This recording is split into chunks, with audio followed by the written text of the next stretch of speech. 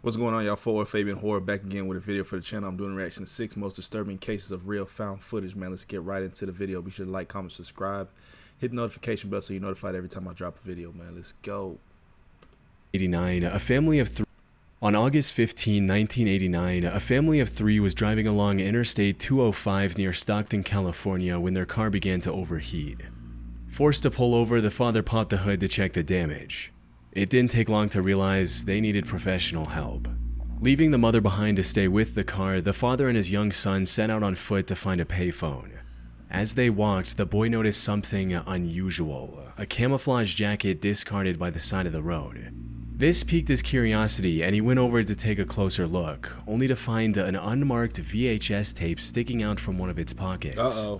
The boy picked up the tape and later brought it back to his home.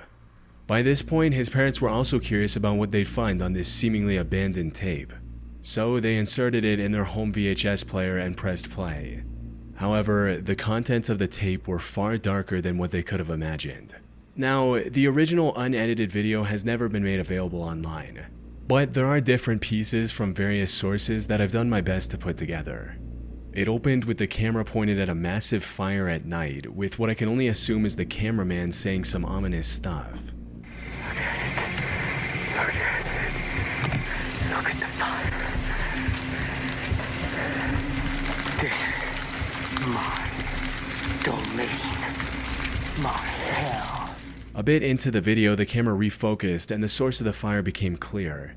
It was a single-story home that looked like it was still under construction before it caught fire. I call it home.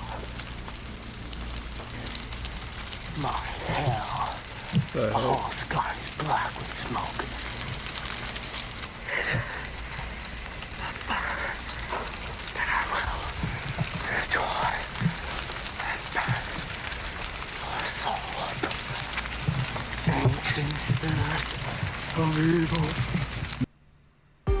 Whoa. Sound like a whole parody. Like it sound like it couldn't even be like this is actually somebody being serious.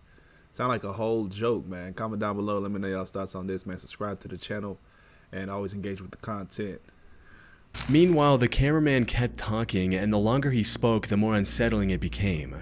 Later in the video, you could also hear fire trucks arriving at the scene and the cameraman commenting on it before ending the video with a direct threat to the viewer. Look at it. The fire department's trying to put it out. What a laugh. Sound like a TV series villain. But remember me tonight, ladies and gentlemen. Your house is next. The tape then abruptly cut to the scene from the 1984 horror film A Nightmare on Elm Street. It wasn't clear if the fire video was taped on top of the movie or if this was a deliberate edit.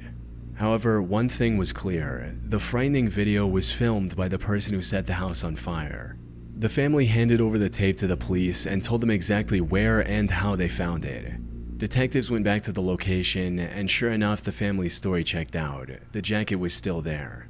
But the detectives also found many other items near the jacket, including a wooden pestle, a glove, a cassette of metal music, and a ceramic skull. They also watched the video itself, and it was unlike anything they had seen before. I've never run across anything as eerie as this tape. Frightened me, as a matter of fact. I thought about it that night when I went to bed. Unfortunately, the poor filming conditions and shaky nature of the footage prevented them from extracting any meaningful clues about the location of this fire. Despite a frame-by-frame analysis, investigators were unable to match the tape with any reported fires in the state of California.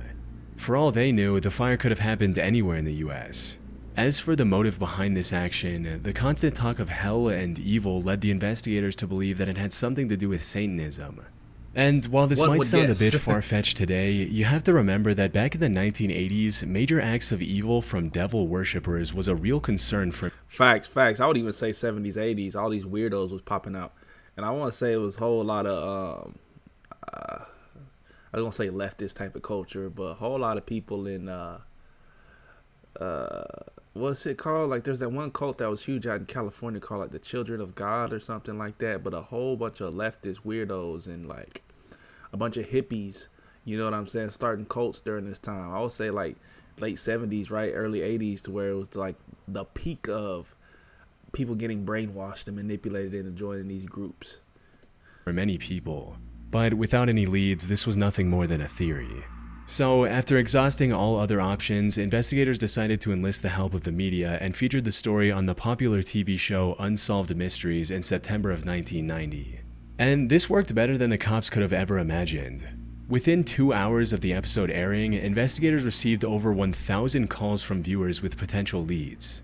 Among these 1,000 plus callers was a man named Ed Tarantino, who got shaken to his core after seeing the found footage on TV, because he lived next to the burning house in Redwood City, California, some 80 miles west to where the tape was originally found. More importantly, the show also led the investigators to the owner of the under construction home that was burning in the video, Bill Otherlie, who described the incident as the act of a crazy person. And turned up, it's my house that's on the videotape. Oh, damn. And then you heard the voice of this individual. And you go, this guy ain't playing with a full deck. This was an extremely expensive loss for Bill. He had no idea. The fire had completely destroyed his under construction home, costing him $900,000, which is about $2.5 million in today's money. Meanwhile, the Redwood City Fire Department also confirmed the incident. As it turns out, the fire department had captured their own footage of the incident for use in future training, and parts of this fire department footage matched the mysterious tape. Cross-referencing the two videos also revealed that the arsonist was just about 50 feet away from the fireman when he recorded his video. If you're looking for a... So based on his distance from the fire, they were like, oh, we found him. We found the culprit. We pinpointed him. Get y'all. The fire department's trying to put it out. What a laugh. Bro, sound like Now all that remained was to capture the culprit. But that wasn't going to be easy. According to the owner of the fire department reports, the arson attack happened in August of 1988, which is an entire year before the tape was found on the side of the road. The only lead the investigators had on the suspect was the name he mentioned in the video, Omar. Forget it, Omar. This is what I've been doing on your week's vacation. I said I'll do it. I said I'll do it. You can't even take him serious, bro. It wasn't much, and for a while it seemed like a dead end. That is, until the police received a new tip from Doris Lance, another person who saw the Unsolved Mysteries episode on TV. She suspected that the Omar mentioned in the video was referring to a 17-year-old boy who lived in the area. And when the police brought him in for questioning, he cracked almost immediately and told them everything. Omar claimed that he was silently standing off camera when the video was filmed, and that it was his 19-year-old friend who started the fire and recorded the video. The investigators were finally getting close to the perpetrator, but they needed more evidence before making their move, so they started tailing the alleged arsonist, observing him from a distance. However, he likely caught wind of the police because soon after the monitoring started, his garage burned to the ground. At that point, the police had no choice but to act. On September 27, 1990, they confronted the 19-year-old directly. And just like Omar, he folded without much of a fight and confessed to everything. One thing I should point out is that the authorities never publicly revealed the identities of the two boys, so I'll call the arsonist John for the sake of convenience. John Doe. After going through John's home, investigators also found tons of incriminating evidence that linked them to not only the Redwood City fire, but similar arson attacks on 11 other structures and 15 grass fires. This evidence included things like a picture of graffiti on a wall stating, "Please no more houses," and a news clipping pinned to the wall about recent arsons which the two boys likely caused. But that wasn't all. In the burned down garage, they discovered bloodied knives and mutilated animal parts. They also found tapes containing disturbing footage of John dressing up as a Oh, that's a sign of a killer, all right. satanic vampire and threatening a humanoid sculpture with a knife. How you doing, Father? I hope you're doing real good. But not all of the footage was so theatrical. One of the most notable clips showed the two boys goofing around in an open field. And now, to finish the job.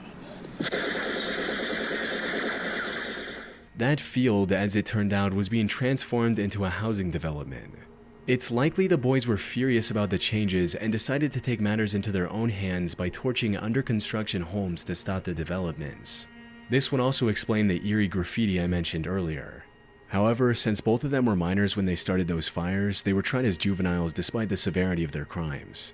Omar was sent to juvenile detention, while John was deemed mentally unwell and was admitted to a mental institute. He sound like it. What happened to the two after that, we don't know.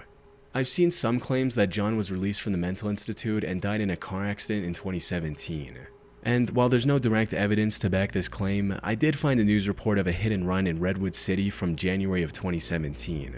The victim of this incident was 45 years old, which aligns perfectly with the age John would have been in 2017. But if this is completely unrelated and John is still alive, I seriously doubt he'd reveal himself now just to satisfy the curiosity of randoms on the internet. As for the tape itself, it's still unclear how it found its way on the side of the interstate.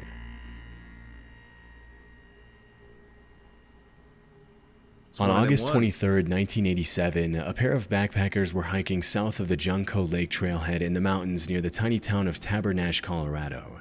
However, what might have seemed like an ordinary hike quickly turned into an unforgettable experience that would stay with them for the rest of their lives. The two came across the wreckage of a crashed plane with parts scattered everywhere. They informed the authorities about the find, prompting a complete search of the area for evidence of what happened to this plane and when.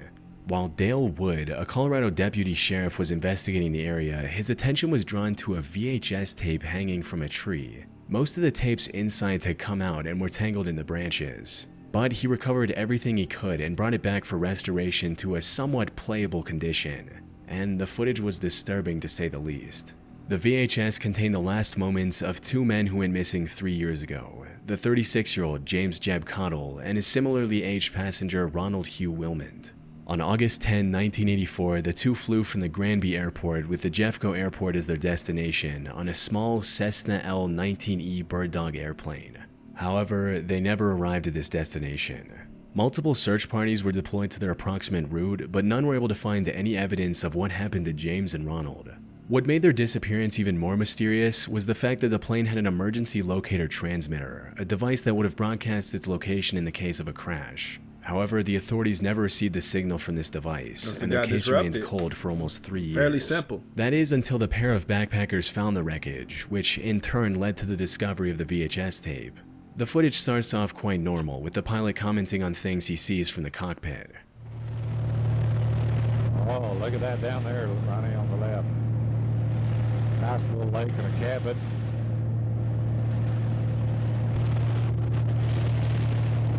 Those dead trees down there.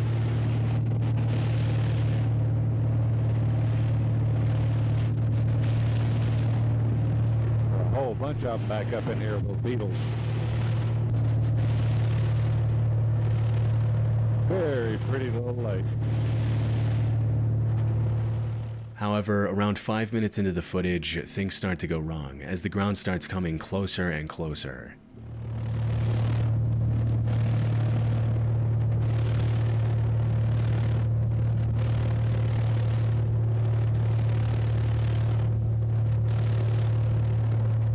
They ain't saying nothing? Experts analyzed this footage to find out what went wrong, and apparently the pilot failed to account for density altitude before taking off. For those that aren't familiar with aviation lingo, think of density altitude as the thickness of the air. When it's hot, humid, or a higher altitude, the air becomes thinner, making it harder for planes to fly well. Pilots use density altitude to know how their plane will perform, like how much runway they need or how much weight they can carry. On the day of the crash, the density altitude around Tabernash was 13,000 feet. In other words, the air was as thin as it would be at an altitude of 13,000 feet. That's crazy though. Like some things that you can't even foresee, or like, is that something you can foresee?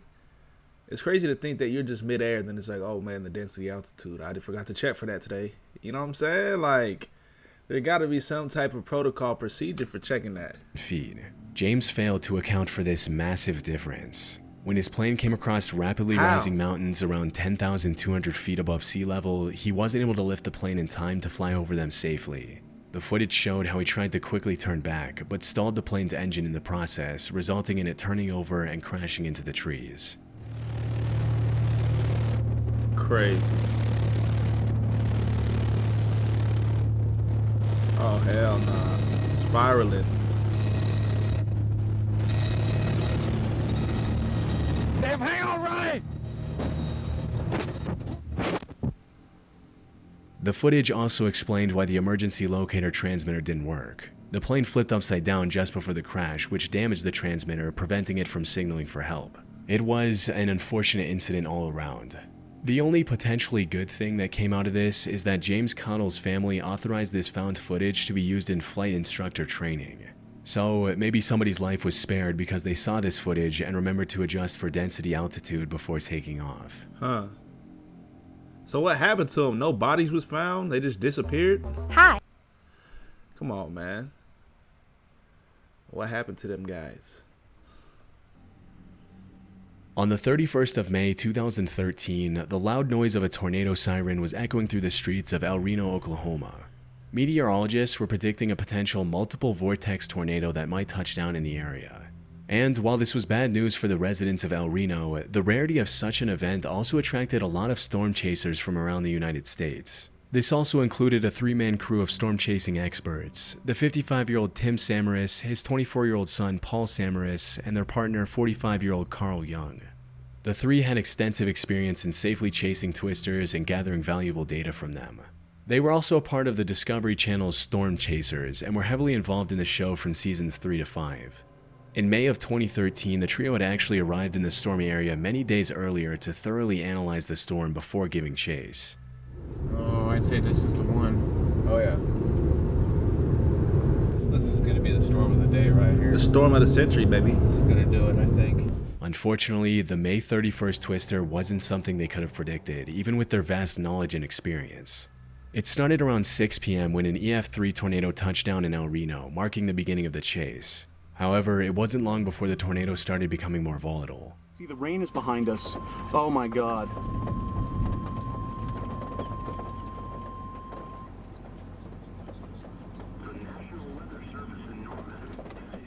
What was supposed to be a category EF3 quickly turned into better an take EF5, cover. which is You the gotta most be intense fast. a tornado can get. But even the title of EF5 cannot fully demonstrate the terrifying scale of this particular twister. By the time it stopped growing, the El Reno tornado had a radius of 2.6 that miles, thing looked like a whole the largest in hurricane. recorded What the history. hell? It also had a wind speed of 313 miles per hour, or over 500 kilometers per hour. Carl and the Samaras brothers were attempting to ride parallel to the tornado to observe from a safe distance. Unfortunately, the twister made an unexpected turn and started coming towards their car. They tried everything in their power to escape safely, but sadly it was too late. The tornado flung the car into the air, sending it barreling across the El Reno region. After the storm had passed, search parties found their car, which was reduced to 60% of its original size. Wow. And while Tim's body was found strapped inside the vehicle, Paul and Carl's bodies were found half a mile east and west of the car. All three had tragically passed away in the incident. Damn. After some more searching, authorities also found a camera which was miraculously still recording. And after reviewing the footage, it became clear that it had recorded Tim, Paul, and Carl's final moments. Now, as far as I could tell, the raw footage from this camera has not been released to the public, and no one has leaked it anywhere on the internet. But a select few people have seen the footage, including the crew's close friend Gabe Garfield. According to him, he could hear Carl talking about how eerily calm the air around them had become in the moments before their end. To which Tim replied, "Actually, we're in a bad spot," before uttering his final words, "We're going to die." To this day, the story of Tim, Paul, and Carl serves as a stark warning to aspiring storm chasers, highlighting the immense danger of their pursuit. Even a team of industry-leading veterans couldn't withstand the unpredictable fury of a twister.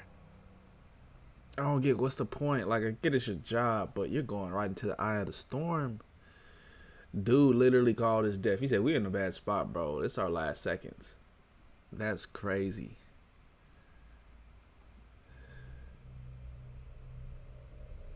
On the 1st of June 2024, a YouTube channel by the name of Found Memories uploaded a video titled Tape 92, Found Footage, Jason Sleeping. The video is timestamped for 9:27 p.m. on April 22nd, 2007, and opens with the cameraman placing the camera in a way that faces a sleeping child. That's weird.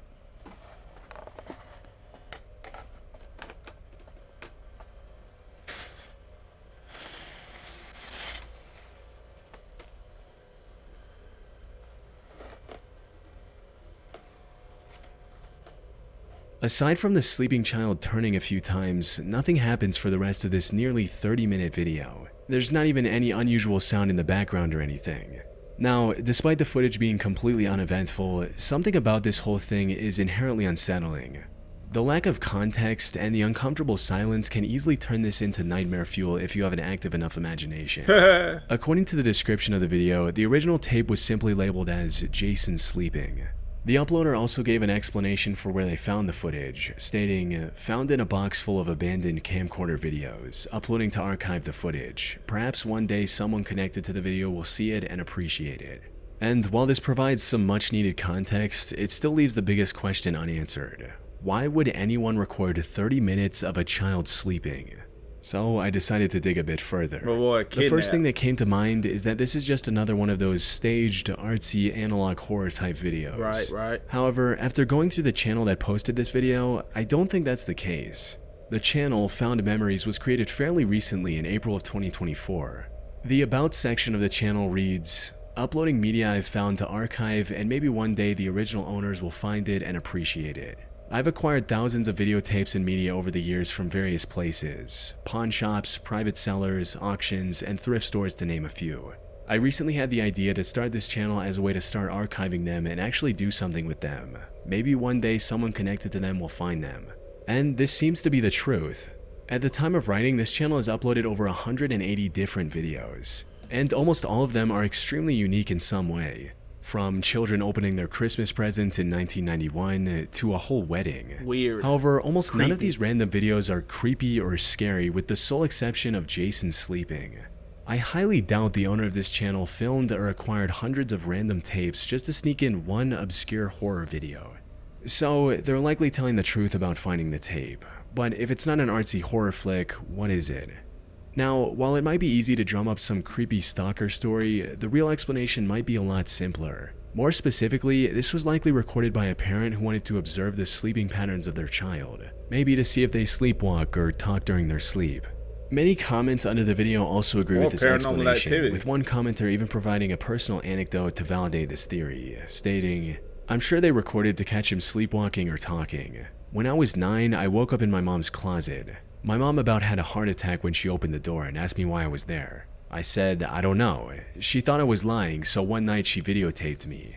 But I didn't do it. It was a one-time thing for me. Also could be paranormal reasons. Kid been waking up with scratches, bites, could be anything. 9 times out of 10, there's really no creepy reason parents record kids. Not saying it doesn't happen now, but just way less likely. Speak for yourself, buddy. But at the end of the day, we really don't know and can't know the motives of this unnerving found footage.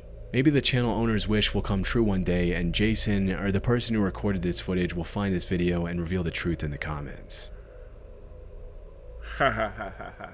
Okay, buddy. Hi, I'm Ange, and I'm Whatever help you sleep at night, my dog. In August of 2021, YouTuber Rich Aloha was filming one of his signature diving videos in a pool under a waterfall in Foster Falls State Park, Tennessee. He was excited to jump in the water in hopes of finding some treasure like a drone or an iPhone. But what he uncovered instead was a lot more disturbing. After looking around on the lake floor for some time, he saw something unusual sticking out of the ground, which turned out to be a GoPro camera. The GoPro had clearly been in there for a while, plus the outer shell had massive cracks, which allowed water to get in and fry every electronic component. But before Rich threw the broken GoPro away, he decided to remove its SD card and plug it in, just in case it somehow survived the months underwater. And to his surprise, it was actually fully functional and had the footage of the adventures of a young man. This turned out to be 22-year-old Richard Ragland, who tragically lost his life 2 years earlier, drowning while swimming beneath that very waterfall. In fact, the footage Rich uncovered had Richard's final moments in water. We can actually see him getting visibly exhausted and struggling to stay afloat near the end. The camera likely recorded his final breaths as well. However, from my research, the complete footage isn't available anywhere online, and even if it was, it wouldn't be something I could show here on YouTube. Rich likely never released the complete recording out of respect for Richard and his family, which I fully understand. And while the death of such an upbeat young man is sad, at least his family got to see his last happy moments on this planet thanks to Rich finding the footage. Hell nah, couldn't imagine. So he drowned under the waterfall. So he was tired, he was swimming, got caught under the waterfall and drowned that way? I didn't know the current on or the force on a waterfall was that strong or powerful. Well, I guess it's dependent on how big it is, right? But that thing look itty bitty. On the 30th of September 2019 at 4:06 p.m., the police in Anchorage, Alaska received a call from a woman claiming to have found evidence of a horrific crime. The woman who called the police was 47-year-old Valerie Kassler. She claimed that she was walking around Fairbanks Street when she found an SD card lying on the ground. She picked it up and saw the words "Homicide at Midtown Marriott" written on it and thought that it might be the title of some obscure horror movie. However, nothing could have prepared her for the horrifying content that came up when she plugged in the card to view its contents. According to the reports, the card had 39 images and 12 videos, all from the same crime scene of horrible things being done to a woman in a hotel room. Hell no. The person behind the gruesome footage stayed off camera, but his unmistakable voice and distinct accent were clear in the videos. And while these videos were never released to the public, the person recording them would have sounded something like this. There through those trees, you'll see the doctor's house. He's like a heart surgeon or a brain surgeon or something. There's the other neighbors. And there's the tree in front of the house. And there's the other neighbors. This is the voice of Brian Stephen Smith, who quickly became the #1 suspect in the case. Apparently, he had called the Anchorage Police Department a few days before the SD card was found and complained about someone stealing his stuff. So when the cops were reviewing the footage, someone from the station recognized his voice. The person who found the SD card also recognized the carpet pattern of the hotel in the pictures. It was the Town Place Suites by Marriott, which was located just a 5-minute walk from where the card was found. Cops went to this hotel, and sure enough, Brian was checked into the hotel on the day the horrific pictures and videos were taken. Further investigation into Brian revealed that he was an immigrant from South Africa and had received U.S. citizenship less than a year earlier. He was also working as the manager of a different Marriott hotel in Anchorage. The police also found the discarded remains of his victim during this time. Unfortunately, he had gone on vacation with his wife the day the SD card was found. However, he was arrested seconds after landing at the airport in Alaska and charged with over 13 felonies for his unspeakable crimes. Police also revealed the identity of his victim, the 30-year-old Alaskan native named Kathleen Jo Henry. Brian pled not guilty, but the evidence against him was too substantial for him to walk free.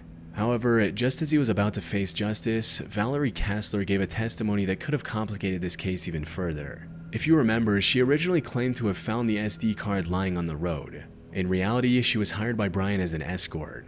On her way out, she stole his phone. When she went through his phone, likely to clear it, she came across evidence of his monstrous deeds. But she did not want to get involved in such a massive case, so she copied the files to an SD card and came up with the entire found footage storyline. Are you kidding me? So she's a thought pocket, stole his stuff on her way out of doing the deed, and then felt guilty or had some type of conscience about what was found on the footage and tried to move it to an SD card, place it in a random spot to make it seem like you found it, and then turn them in that way? That's crazy. She was jumping through hoops. She did the most.